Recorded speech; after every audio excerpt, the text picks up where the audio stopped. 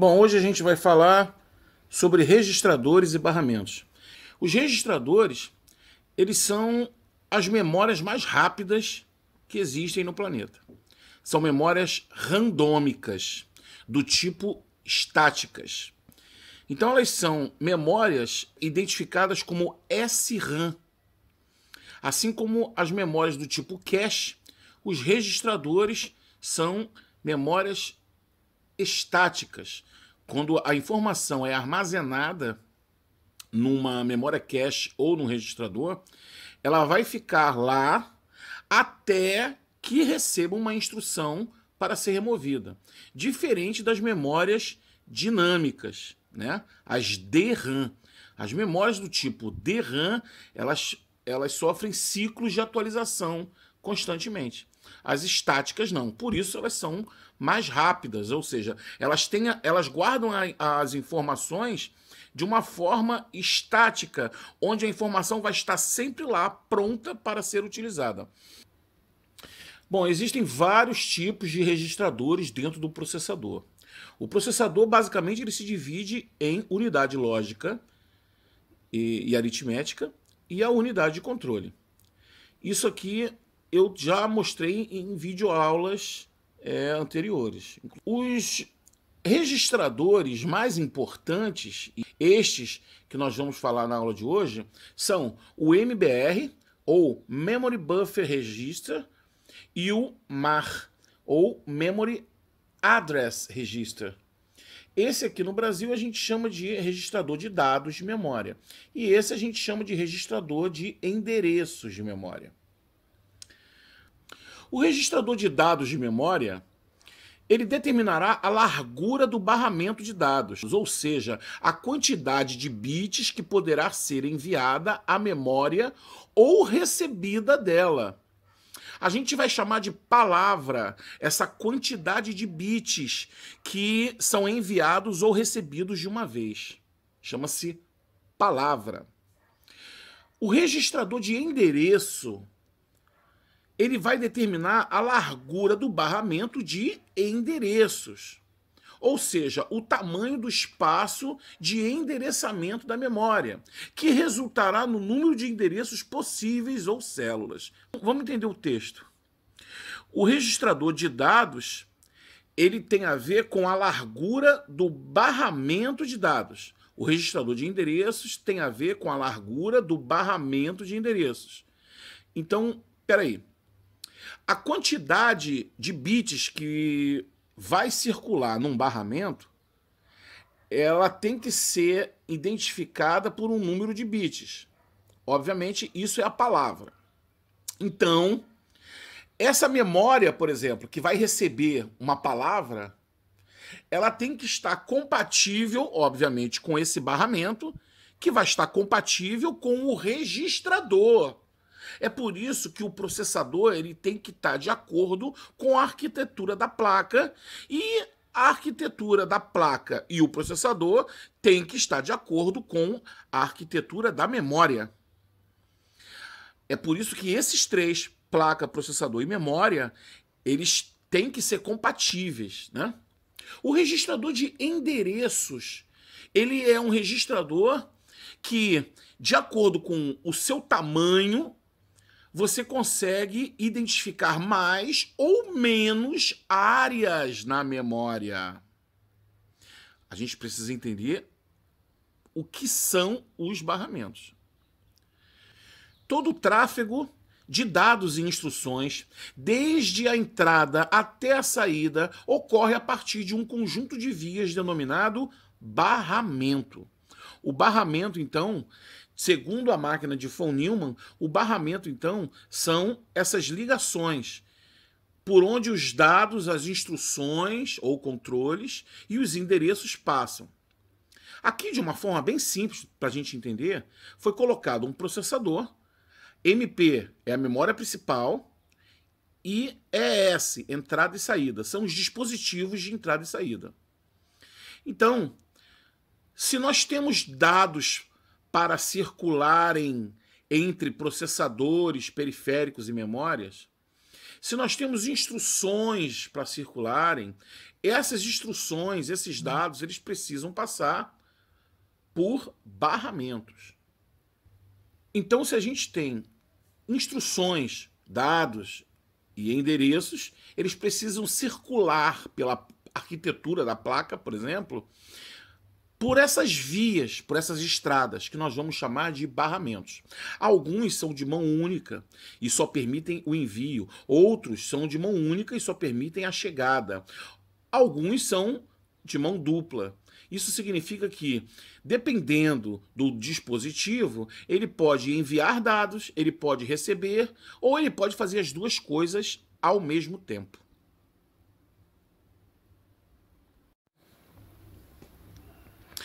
Bom, o barramento de dados, ele conduz os códigos dos programas e os dados. O código dos programas, claro, tudo aquilo que não for instruções nem endereços, porque isso vai ser transportado pelo barramento de instruções e o barramento de endereços, né? Então, o procedimento dos programas, dos aplicativos, de tudo que a gente usa no mundo digital, ele trafega junto com os dados pelo barramento de dados. O barramento de instruções, ou chamado de barramento de controle, ele conduz os sinais que indicam se a célula de memória, a área onde vai ficar armazenado o dado, ela vai ser lida ou vai ser escrita. Ou seja, se a informação vai entrar na célula ou se a informação já está lá e será lida. Então, pelo barramento de instruções que trafega a informação de que uma célula vai ser lida ou escrita. Pelo barramento de endereços é por onde o endereço da célula que vai receber ou vai ceder o dado, ela está. O endereço da célula é a identificação, como se fosse o número de uma casa numa rua. Então a memória ela tem várias células e cada célula, assim como cada imóvel, tem um número. Essa numeração é o endereço. As células de memória são subdivisões da memória principal, com capacidade de armazenar bits. Estas áreas são endereçadas a fim de organizar as informações que estão sendo lidas ou escritas. Resumindo, o barramento ele pode ser para o tráfego de dados, o barramento ele pode ser para informar se a célula vai receber ou ceder informações, né, dados, ou para identificar as células. Bom, aqui a gente está vendo o processador, né, o barramento de dados, barramento de instruções e barramento de endereços. Esse esquema está um pouquinho mais completo que o anterior que nós vimos, né? Esse aqui já tem, além do barramento local, ele tem o controlador de barramento e tem o controlador de memória, né? O controlador de memória, ele está ligando aqui o barramento de instruções e endereços à memória. E o que chega até a memória também é o barramento de dados controlado pelo controlador de barramento. Aqui são as interfaces, né? Mouse, teclado, impressora, projetor, monitor, enfim, os periféricos de entrada e saída. Bom, vamos entender agora como funciona o barramento de endereço. Nesse exemplo, nós temos 4 vias. Então, esse barramento de endereço, ele tem a capacidade de transmitir de uma vez um conjunto de 4 bits. Então, posso dizer que a largura do barramento é de 4 bits. O tamanho desse barramento é de 4 bits. Então, a capacidade dele é de uma palavra de 4 bits. Com esse mesmo número, né, de bits, ele consegue numerar toda a memória. Se nós temos 4 bits, então as possibilidades de numeração do barramento são as seguintes. Cada vez que sai um conjunto aqui, é uma numeração diferente. Então, são esses conjuntos de bits que vão numerar toda a memória. Todas as combinações possíveis com 4 bits, bom, isso é o mesmo que 2 elevado à quarta potência. Então nós temos um total de 16 endereços.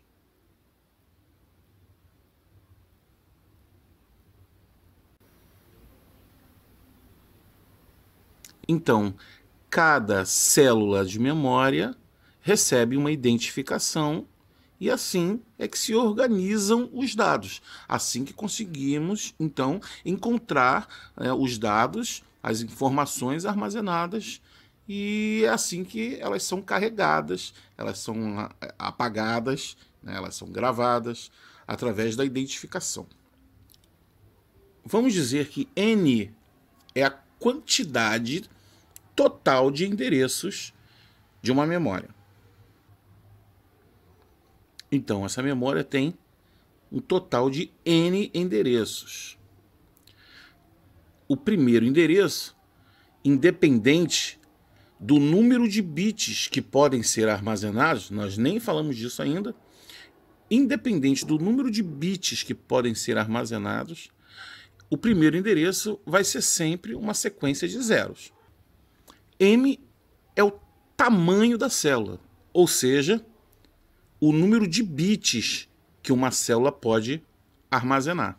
T vai ser o número de endereços multiplicado pelo número de bits que cabem em uma célula. Nós temos 16 endereços, que é o mesmo que 2 elevado à quarta potência, e temos 8 bits em cada célula, nesse exemplo. Então pode ser representado assim: 2 à quarta potência e 2 ao cubo. Essa é a forma mais fácil de se calcular a capacidade total.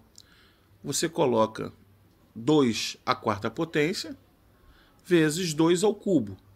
A gente resolve mais fácil assim. Repete a base, que é 2, e soma os expoentes, né? Dá 7. Então, 16 vezes 8, 128.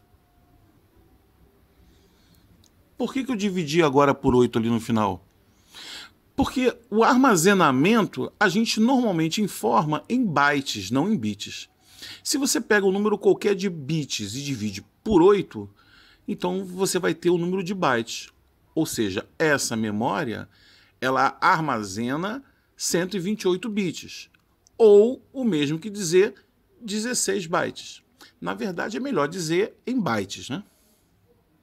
Supondo que um registrador de endereços tenha 10 bits. Então, este registrador poderá endereçar até 2 elevado a 10 células, ou seja, 1024 ao todo.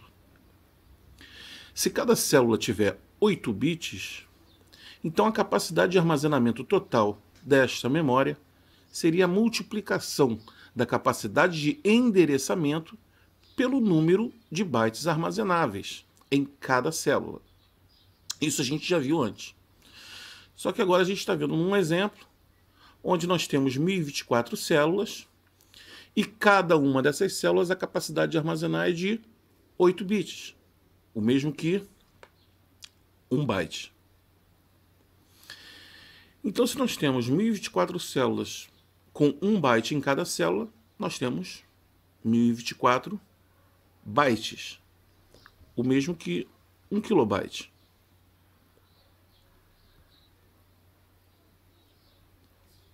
Considere um processador com um registrador de dados de memória de 64 bits. Então, a palavra desse registrador é de 8 bytes, né? Isso não significa que a célula seja de 64. A célula, por exemplo, ela pode ser a metade, o dobro, um quarto da palavra. E um registrador de 35 bits. 2 elevado a 35 a gente vai saber quantos endereços esse registrador de endereços é capaz de endereçar, né? Sabendo-se que a memória deste computador é de 128 GB, calcule. Se a memória total é de 128 GB, é porque nós temos um número de células multiplicado pelo número de bits em cada célula, que vai chegar a 128 GB. O primeiro cálculo a fazer, capacidade de endereçamento. São 35 bits de endereçamento, mesmo que 2 elevado a 35. Então a gente pode resolver com 2 elevado a 30 vezes 2 elevado a 5. Por quê? Porque fica mais prático resolver com número redondo de expoente. 2 a 30 dá 1 GB, vezes 2 a 5, que é 32. 32 vezes 1 GB, 32 GB.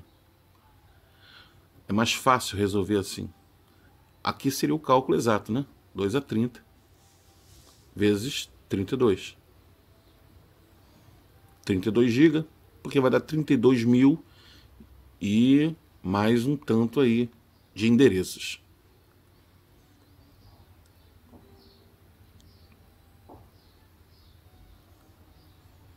Segunda questão, qual o tamanho da célula de memória? Agora a gente já sabe que são 32 GB de endereços. O que nós não sabemos é o tamanho da célula de memória. Mas a gente sabe que o número de bytes de uma célula multiplicado pelo número de endereços vai dar 128 GB, bytes. Como o resultado final já está em bytes, a gente converte o conteúdo da célula de bits para bytes. 128 divididos por 32 é igual ao número de bytes. 128 é 2 a sétima. 32 é 2 a quinta. Então a gente pode montar desse jeito. 2 a sétima potência dividido por 2 a quinta. Repete a base, subtrai o expoente. Então a gente tem 4 bytes. O mesmo que 32 bits em cada célula. 4 bytes vezes 32 GB, 128 gigabytes. Qual o tamanho da palavra de memória? Bom, o registrador de dados era de 64 bits. Então o tamanho da palavra é 64 bits.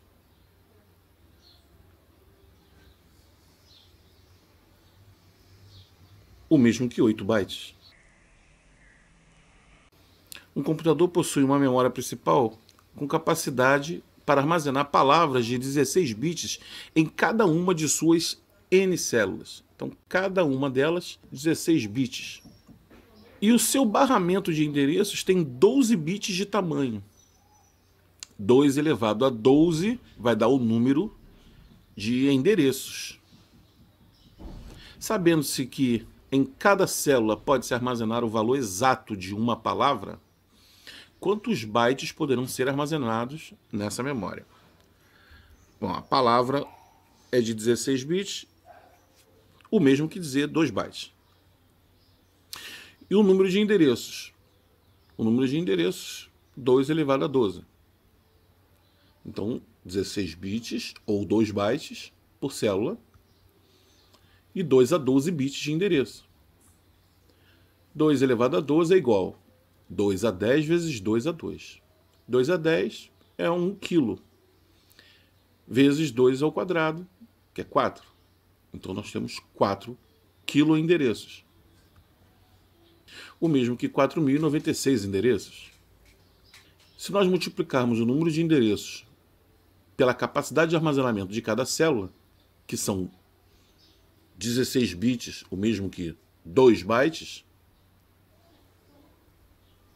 a memória tem a capacidade total de 8.192 bytes, o mesmo que 8 kilobytes. Um microcomputador possui uma capacidade máxima de 32K células. Bom, você a essa altura já deve estar entendendo que se a capacidade máxima é de 32K células, então 2 elevado a alguma coisa gerou 32 mil e tantas células, onde cada uma armazena 8 bits.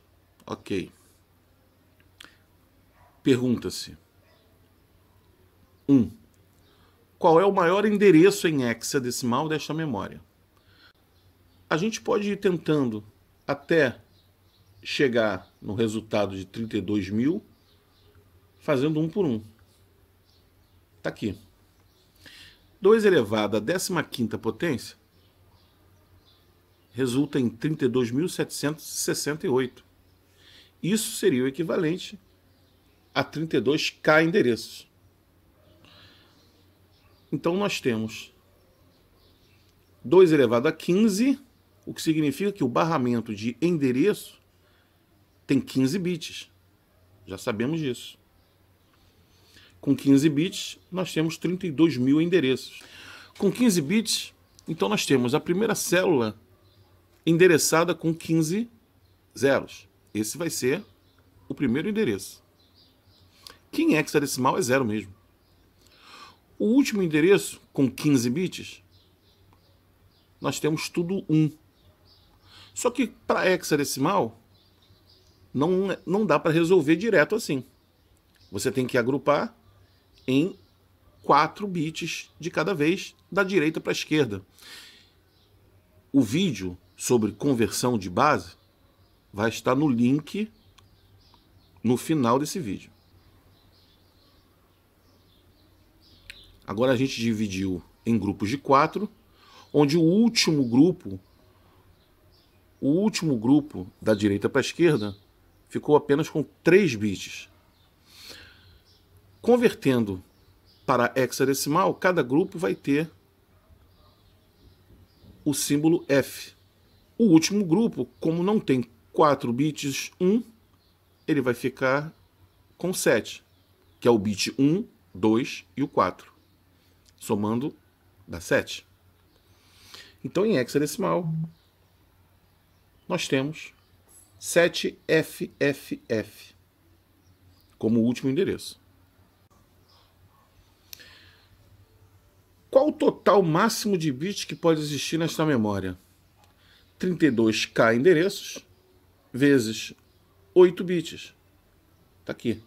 256K bits. Porque nós estamos fazendo a conta em bits.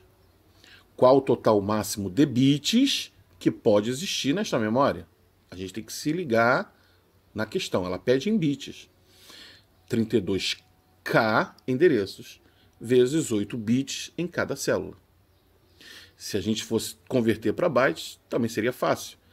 Se 8 bits é igual a 1 byte, 32 vezes 1 seria 32K bytes. Então 256K bits ou 32K bytes.